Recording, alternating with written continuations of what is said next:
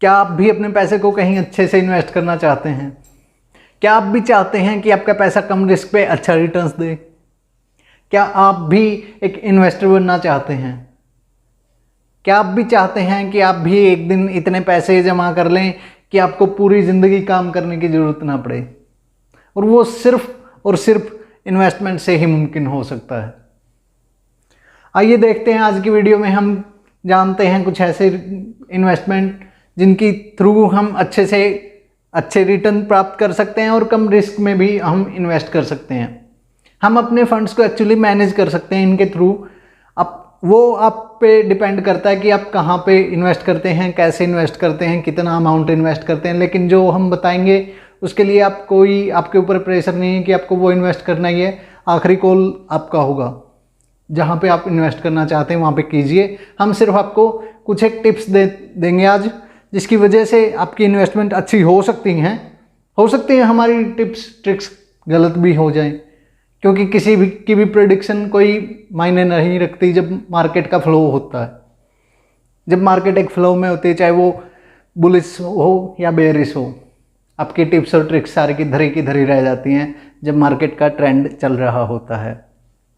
तो आइए फिर भी कुछ ऐसी टिप्स जो आपके काम शायद आ सकती हैं या आ रही हैं, मेरे काम आ रही हैं, हो सकता है आपके भी काम आ जाएं।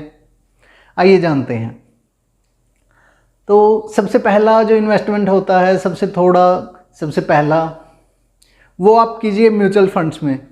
अगर आपके पास लो अमाउंट है इन्वेस्ट करने को, तो आप म्यूचुअल फंड्स में इन्वेस्ट कीजिए, क्योंकि वहाँ पे रिस्क भी कम होता है और रिटर्न भी आपको ठीक ठाक मिल जाते हैं। एवरेज 10 से 12% का रिटर्न आपको मिल जाता है म्यूचुअल फंड से, लेकिन वो लॉन्ग टाइम के लिए होता है। आप कम से कम 15 से 20 साल का प्लान बना के चलिए कि आपको 15 से 20 साल तक इन्वेस्ट करना है लगातार SIPs में। मेनली आप म्यूचुअल फंड में SIP में इन्वेस्ट कीजिए, वो आपको एक फेयर रिटर्न दे देता है at the end of the day.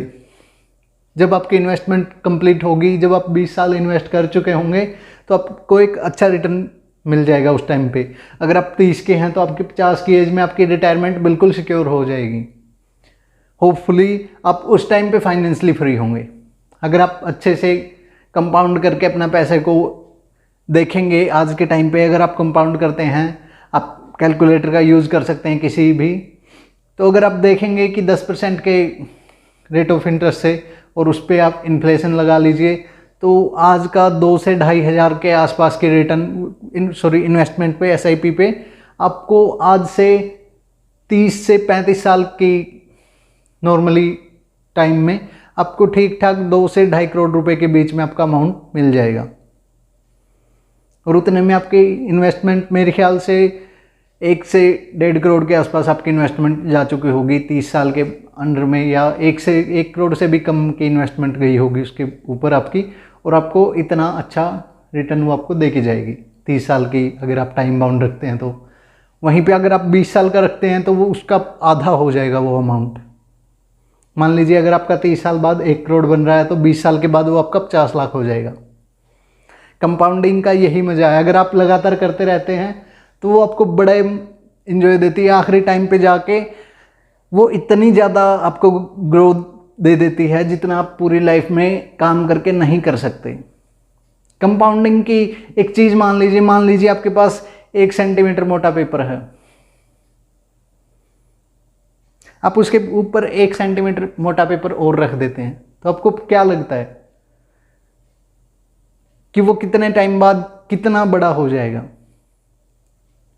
Normally मैंने कहीं पे ये पढ़ा था, कहीं पे मैंने ये सुना था कि अगर आप उसको 45 टाइम अगर मल्टीप्लाई कर देते हैं, उस पेपर को 45 टाइम उसको कर देते हैं, तो वो पेपर इतना हो जाएगा कि आप चांद तक की दूरी तय कर सकते हैं। अगर आप एक पेपर को फोल्ड करते जाते हैं 45 टाइम, होपफुली वो नहीं हो सकता, लेकिन अगर आप मान लीजिए एक पेपर के ऊपर एक पेपर रख देते हैं, उसके बाद 2 पेपर के ऊपर 2 पेपर रख देते हैं, उसके बाद 4 रख देते हैं, उसके बाद 8, उसके बाद 16, 32, 64 ऐसे करके अगर रखते जाते हैं, तो 45 टाइम अगर आप उनके ऊपर उतने ही पेपर रखते हैं जितने पहले रखे हुए हैं, तो वो आपका इतना हो जाएगा कि आप चांद तक जा सकते हैं उस पेपर पे।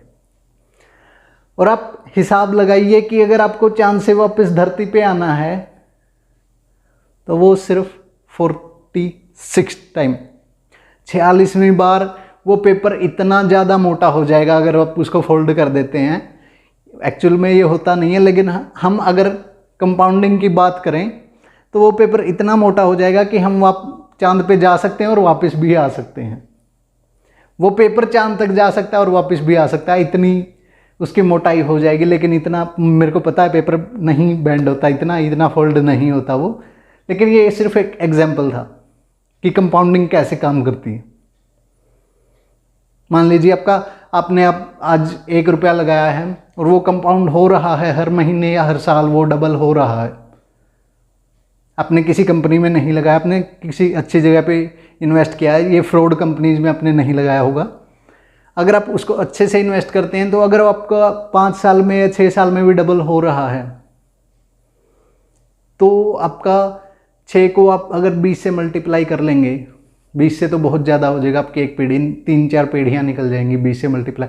अगर आप उसको 10 से भी मल्टीप्लाई करते हैं, आप 60 साल की इन्वेस्टमेंट करते हैं, आपका 60 साल में वही 1 रुपया अराउंड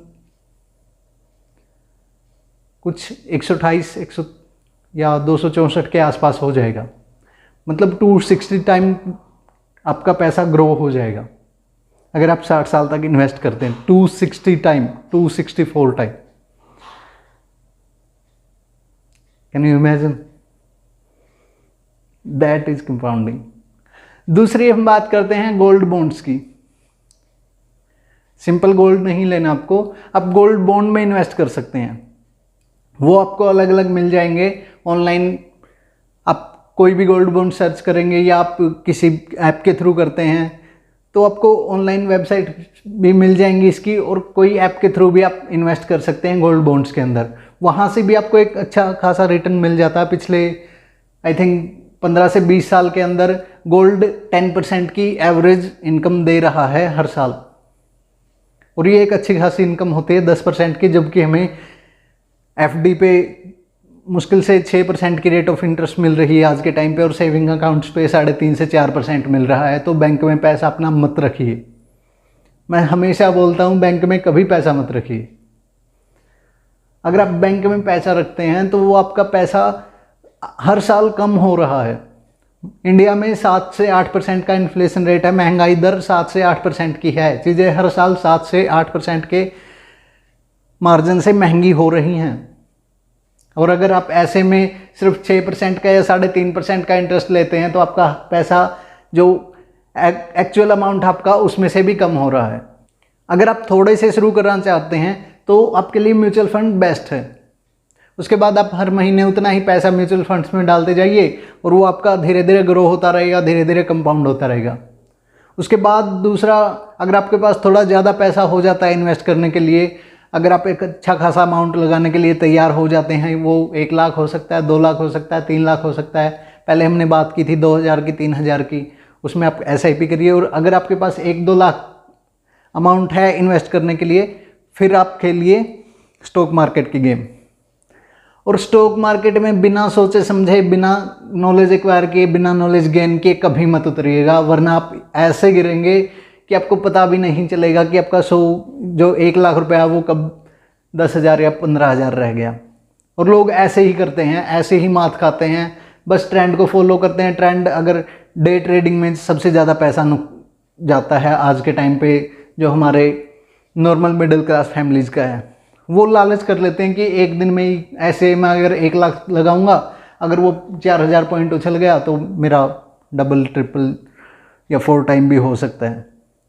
लेकिन ऐसा कभी मत कीजिए। आपकी एक छोटी सी अमाउंट का अगर आपको डे ट्रेडिंग करनी है तो आप उसमें से 1 लाख में से 5,000 या 10,000 मैक्सिमम बस, और उसमें भी ये सोच के चलिए कि आपका ये सारा का सारा लूज होगा। डे ट्रेडिंग में आपका इतना हाई रिस्क होता है, हाई रिवॉर्ड भी होता है ऑफ कोर्स, लेकिन रिस्क भी उतना ही होता है। तो आप कम से कम रिस्क में अगर काम करना चाहते हैं तो लॉन्ग टर्म में चलिए, लॉन्ग टर्म की सोचिए और उसके बाद पैसा इन्वेस्ट कीजिए। वहाँ पे आप 1 साल तक होल्ड करके रख सकते हैं, 2 साल तक करके रख सकते हैं, 3 साल तक करके रख सकते हैं। वो फिर आ जाता है उसमें P रेशो, ये आगे और आगे बुक प्राइस रेशो, सारा कुछ अलग अलग होता है। वो उसके ऊपर एक स्पेसिफिक वीडियो बनाएंगे हम। लेकिन फ़िलहाल थोड़ा मोटा, अगर आपके पास थोड़ा ज़्यादा पैसा है तो आप स्टॉक्स में इन्वेस्ट कर सकते हैं, थोड़ा कहीं से भी नॉलेज गेन करके। और चौथा और सबसे बढ़िया इन्वेस्टमेंट है, अगर आपके पास पैसा है 10 लाख, 15 लाख, 20 लाख, 50 लाख, 1 करोड़, तो सबसे बिना सोचे समझे किसी ऐसी प्रॉपर्टी में इन्वेस्ट कीजिए। ढूंढिए अपने एरिया में जो वहाँ के एक्चुअल रेट से 10 से 15% आपको सस्ती मिल रही हो। जो वहाँ का मार्केट रेट चल रहा है, अगर वहाँ से 15 से 20% आपको कोई प्रॉपर्टी मिल रही है सस्ते में, तो आप बेझिझक उस प्रॉपर्टी में इन्वेस्ट कीजिए। ऐसी प्रॉपर्टी हमेशा बेचने के टाइम पे नहीं देती कमा के आपको, हमेशा खरीदते टाइम आपको कमा के देती है। अगर आपको कोई भी प्रॉपर्टी खरीदते टाइम अगर 10 से 15% सस्ती मिल जाती है मार्केट प्राइस से, तो आप उसको अगर नेक्स्ट डे भी बेचेंगे तो भी वो आपको पैसा कमा के देगी। बस थोड़ा सा आपको सरदर्द लेना है ढूंढने में ऐसी प्रॉपर्टीज। और अगर आप चाहते हैं कि थोड़ा सरदर्द आप इस पे ले, थोड़ा बर्डन ले आप इस बारे में, तो आप बिल्कुल छोटे टाइम में अच्छा खासा पैसा कमा सकते हैं। सबसे ज़्यादा बिलियनियर जो दिए हैं वो रियल एस्टेट ने दिए। लेकिन जो लोग सोच समझ के रियल एस्टेट करते हैं, जो इसमें काम करते हैं, वही पैसा कमाते हैं। वरना तो अभी 2011-12 में जब क्रैश आया था रियल एस्टेट में, लोगों के, मेरे देखने जो आसपास में हैं, वो इतने ज़्यादा लोगों के पैसे उसमें डैमेज, मतलब इतने ज़्यादा लोगों के पैसे मर गए थे, अगर लोकल भाषा में बात की जाए तो इतने ज़्यादा लोगों के पैसे वहाँ पे ख़त्म हो गए थे, जीरो हो गया था इतने ज़्यादा लोगों का अमाउंट, कि कभी भी कोई भी सोच भी नहीं सकता था कि हम इतने कंगाल हो जाएंगे। एक टाइम पे प्रॉपर्टी डीलर्स सिर्फ टोकन अमाउंट में प्लाट को बेच देते थे, एक प्रॉपर्टी को दूसरे बंदे को बेच देते थे सिर्फ टोकन अमाउंट देके। ऐसा मत कीजिए। कोई भी प्रॉपर्टी सबसे पहले उसको ढूंढिए, रिसर्च करिए, उसके पेपर्स वगैरह देखिए, सारा कुछ करके फिर उसके ऊपर इन्वेस्ट कीजिए। और फिर अगर वो आपको 15 से 20% सस्ती मिल रही है तो आप उसको नेक्स्ट डे भी बेचने जाएंगे तो आपको अच्छा पैसा कमा के देगी। आज की वीडियो में बस इतना ही। हमारे साथ बने रहने के लिए, चैनल को सब्सक्राइब करने के लिए, वीडियो को लाइक करने के लिए आपका बहुत बहुत धन्यवाद।